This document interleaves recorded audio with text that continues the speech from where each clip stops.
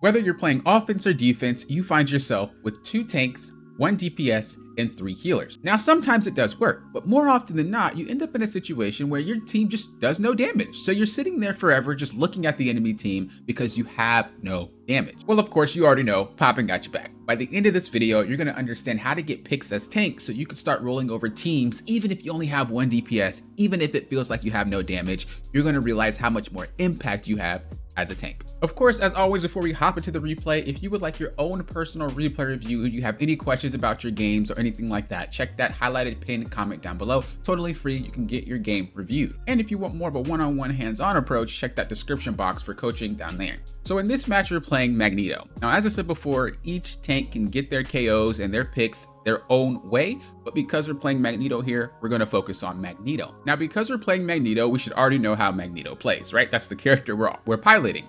But in order to be successful, we also have to understand how the DPS plays. So how does our DPS play? When it comes to the Punisher, what does he generally like to do? Is he more of a pick heavy character where he wants to try to get as many picks as possible? Or is he someone who just likes to farm his ultimate and then when he ults, that's when he goes? So pretty much this character is a camper because he likes to be in his turret and then he likes to just be an ult farmer. So when it comes to getting picks, you need to know that you're not trying to be hyper aggressive because your DPS isn't really a hyper aggressive DPS. So when we play this, we're gonna play a lot slower. And for us to get picks, we wanna play around his turret as well as his ultimate. So now that we understand how our DPS plays and how we can play with them, let's focus on the enemy. How does the enemy want to play? How are they gonna break open your defense? So how does the enemy want to play? When we look at Psylocke in a general sense, this is an ult charger character. So this character, for the most part, is going to play around their ultimate, right? So ult charger. What is Rocket? Same thing, ult charger. What is Emma? Same thing, ult charger. What is Bucky? He doesn't really want to ult charge. I mean, he can, but he's looking for a pick to pull you in. So he's looking for more of a pick, not an ult charger. So we'll put an arrow under him for like picks. These are bad arrows. What does Doctor Strange want to do? More or less, he's going to look to be an ult charger, especially as you get higher. He doesn't really do much other than just want to ult charge because you can't just walk in on a team. And then what does Cloak and Dagger want to do? Ult charger. So you know that the way to play this game is going to simply be, how do I counter their ultimate and or how do I prevent myself from getting pulled by Bucky? Those are the only things that we need to do in order to win this match without having damage. So counter ults / don't get pulled. Now, as we watch this replay, we're going to get more in depth about what I mean, but I just want you to focus on those topics right now because that is the most important thing when it comes to playing defense. So starting this replay, we're already up pretty far. Remember, our DPS wants to be a camper, right? Where is he? So he's up here.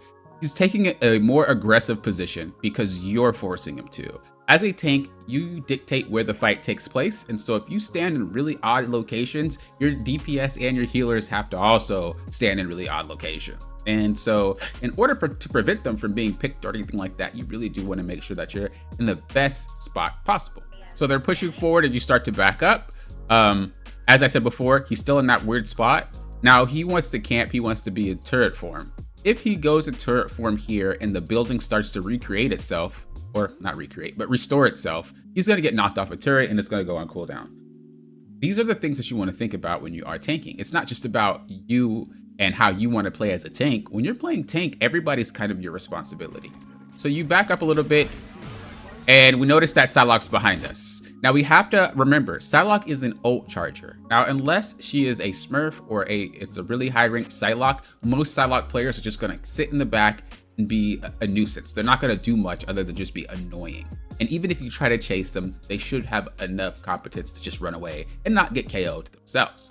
So what we're doing right now is we're turning around trying to deal with the Psylocke, and your Emma is as well. This allows for the enemy team to just straight up come through and start just dissecting your team, right? As you guys turn around, these guys are just going to come through.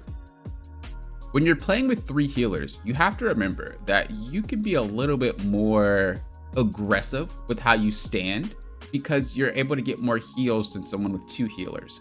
So don't be afraid to hold your ground more often. You do not need to turn around. When you're playing tank, your job isn't to peel, especially when there's 4 players behind you that could take care of Psylocke themselves, right? If you guys are curious about how to peel and when to peel and whatnot, I have a link in the description below about that. I already made a video about how to peel and when to peel and all that extra good stuff, so check that out. But in this case, we don't need to do that. So we're putting a lot of our force onto that Psylocke. The Psylocke does obviously end up getting away. Then we start focusing on Dr. Strange. Dr. Strange starts pushing in, so you have to turn your focus. I don't really like this because we're not looking for picks. What we're doing is just trying to peel our team. You don't do that. When you're playing tank, it doesn't matter which one you are, especially when you have 1 DPS. You want to start looking for picks. So how do we identify what a pick is? Well, when you're playing Magneto, all you need to do to get a pick is land 2 shots and a mag cannon. And the easiest way to do this is you want to mag cannon. Not mag cannon. You want a primary fire into a mag cannon into another primary fire. This will KO almost any squishy. Okay? You're like, Poppin', I don't even understand what that... The X is our primary fire and the arrow is mag cannon. All right, y'all understand. So we continue to play it and you're focusing on, again, peeling your backline. As I said before, your Punisher wants to camp. How can he camp if he is getting dove repeatedly? Focus on preventing the team from pushing and let your backline handle whoever decides to flank. Now, if there's a lot of people diving your character or your team, you're gonna have to just kind of back up and give up the space. But this was 1 player. You could have easily held on to this position and just prevented them from pushing in. So you guys do end up getting run over, unfortunately, and they take that point. That's okay. Again, we want to tank in a nice, solid spot and allow them to come to us. Magneto is a very poke-based character, and we want to make sure they're far away from us as possible. So what I recommend is just chilling right here, right? This also allows the Punisher to put up a turret here if he wants to, or maybe even put it up at an off angle. And then as they approach you on that corner, right? As they approach you from here, he can shoot anybody there or there. So again, we're not really playing to the strengths of our DPS. We're just playing how we want to play. If our DPS is a camper, we need to play a little bit more back. If our DPS is a diver, whenever they go in, we can be a little bit more aggressive. But the main thing that we're looking for is to try to secure picks off of how they are playing. You see how you're just letting them go under you and push you, and you don't want to do that. If you really want to, you could stand here, and should you get like pushed and pressured, you could just walk over. If you stand on this side, you're making the enemy team look at you and look at your team at the same exact time, which is huge, right? You're diverting their focus. But when you are up there, they can choose to just straight up ignore you because you don't really do enough damage. And again, they'll just pressure your team. Like, you might think you're doing a good job, but you're not, because you're not getting picks. You'll never get picks this way. You're trying to force them instead of playing with your DPS and with your healers and things like that. So you end up dropping down. Psylocke does end up ulting. And as I said again, they start pressuring you. Now, if we were playing properly, we would understand that, again, we want to play back and we want to prevent any type of form of pressure. We already know that Emma Frost, when she does that, she's going to make your entire team start walking towards her. So what you could do is walk up and block her, and then use your bubble to also block it. You'll be able to drain a few seconds off of her ultimate. And if you were doing damage and you didn't KO, you would have your ultimate right now. You can use your ultimate to suck up Bucky's bullets, making it so that his ultimate is also useless. You see what I mean? You have a lot more potential to impact this match and to make picks, but we're not really thinking outside the box. We're not really thinking a strategic way. We're just playing based off what's on our screen. So of course, your teammates end up getting wiped because we didn't really play how we were supposed to play. We didn't play to our DPS. We didn't play to our team, their team. We just did what we wanted to do and expected to come out on top. Now, you did say you ended up swapping eventually to DPS and you guys were able to hold on. But you didn't really need one. 3 healers on defense is pretty doable, especially when you have a Loki that actually does damage itself. So you are looking for picks right here, which again, you're leaving your entire team open. I don't know if you're a DPS main, because DPS players generally do not have to think on a strategic level in terms about where they're positioning and why, whereas tanks have to do that more often, and so does strategy. So it's possible that you're a DPS player, let me know in the comments, and that's why you're all over the place. But you have to remember, when you're playing tank, you can't be moving all around like that. You need to find your little location, your little spot, and chill out there as much as possible, especially on a character like Magneto. Right here, you're focusing on Emma when there's so many other characters you could be focusing on.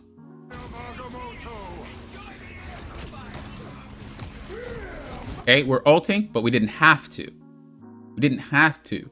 Remember, you want to think about how can we do our best to prevent them from pushing, to prevent them from wiping our team, to prevent them from doing any and all of this. This ult doesn't do that. They already expended all of their ultimates. They already finished their push. You guys won this fight without having to ult. Even your Emma didn't have to ult either. Your Rocket didn't have to ult either. All right, so we won that fight. Great. Let's go back, and we're gonna stand right here or right here.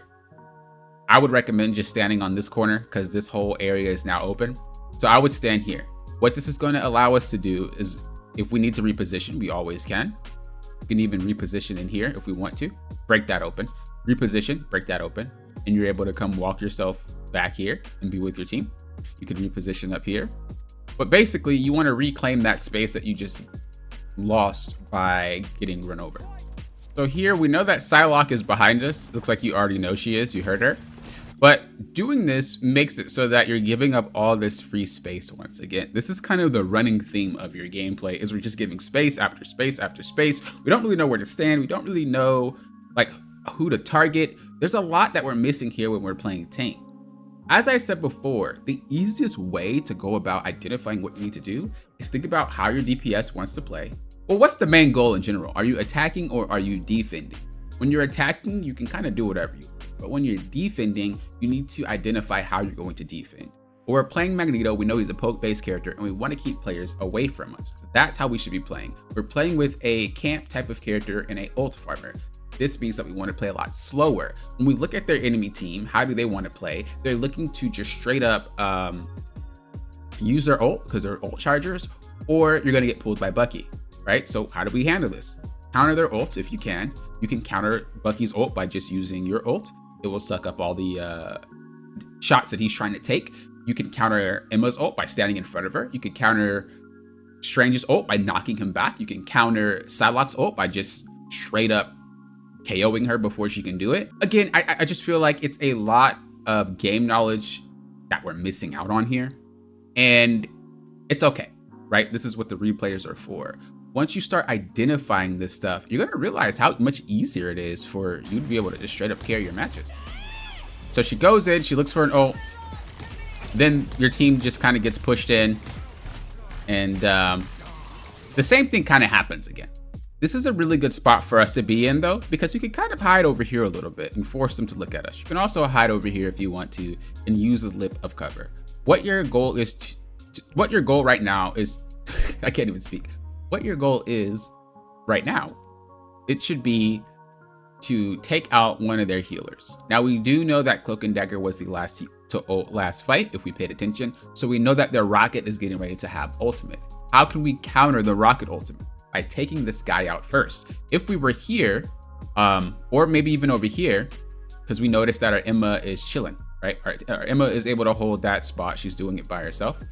If we hold right here, we could probably take this guy out. Because I know you're probably like, Poppin, you said that I need to stay in front. However, you said I should go over here to attack the Rocket. That doesn't make any sense. Aren't I supposed to find a good spot and not be all over the place? You're absolutely correct. So let me go ahead and identify what I mean. Right here, we can establish that Emma is good enough to be tanking this spot, right? There's enough pressure to prevent them from pushing into your team, right? If we look at it this way, let's go down. If we look at it this way, in order for them to come through here, they need to get through your Emma. Your Emma right now is ulting. You could use this as a way to go around and try to do something from the side. As you start to notice that your tank is pretty much situated and that they're doing a great job covering this, And sometimes it happens from time to time. It's not going to be like your other tank is just going to be able to sit there forever, right? But when you identify the situation such as this, where it's like, okay, we have the advantage, you can leave and go do something else. What's happening now is you're constantly leaving when you don't have the advantage, and when you do have the advantage, nothing is being done. Does that make sense? If there's anything that I would focus on in this replay, I would focus on what your job is as a tank and how can you prevent players from doing what they want to do. A lot of your gameplay is just focused around being selfish, whether or not you're thinking like that. The gameplay says that. You're not thinking about how you can play with your team, how you can be a better teammate. You're not thinking about how can we make it so that the enemy team can't do what they want to do. But once you start focusing on that, once you start saying, okay, I have a Black Panther and I have a Magic, how are they going to play? Well, they're going to go dive. So as soon as they dive, I'm going to be aggressive and start looking for shots on people. Even if I'm going to get out of position for it, they have to focus on those two, which allows me to have that opening. If you're playing with something that's campy, such as the Punisher, and you also have a Loki, those are camp type of characters. Rocket, camp characters. Cloak and Dagger, pretty campy type of characters. You need to play slower. You need to chill out, but you also should not be turning around allowing them to push into your team. So I feel like there's a lot to dissect in this video, but I think you should just start with, how do I play as a tank and how can I benefit my team? Once you do that, you will find yourself having way more success on tank. I promise you. As I said before, if you don't know when to turn around and peel, I have a video on that, link in the description below. Check that out. It's going to show you exactly when you should and when you should not be peeling with every single tank. And if you guys are struggling with how to play solo defense on tank, make sure you subscribe. I am making a guide on how to do that pretty soon. If you find yourself struggling on any of this, make sure you check that highlighted pinned comment down below to get yourself a free replay review. If you are a member of the channel, you get priority, which means you can jump in front of the line of everybody else. You're not only helping to support the channel, but you're helping to support the content that I create, and you're allowing me to be able to do this free stuff. If you want more of a hands-on one-on-one approach, check that description box below. It's going to have coaching. Now, I do have a new option where you don't even need to be on call with me. You submit the replay, I go through, I write notes, I give you timestamps, and on your time, you can go back to your replay and look at the timestamps that I gave you and learn on your own. If that's something that you would like to do, if you don't want to be on call with me or anything like that, I highly recommend you checking out both of those options. Thank you guys for watching, and until next time, you know what I always say. Thank you guys for doing what? Popping often. Will often.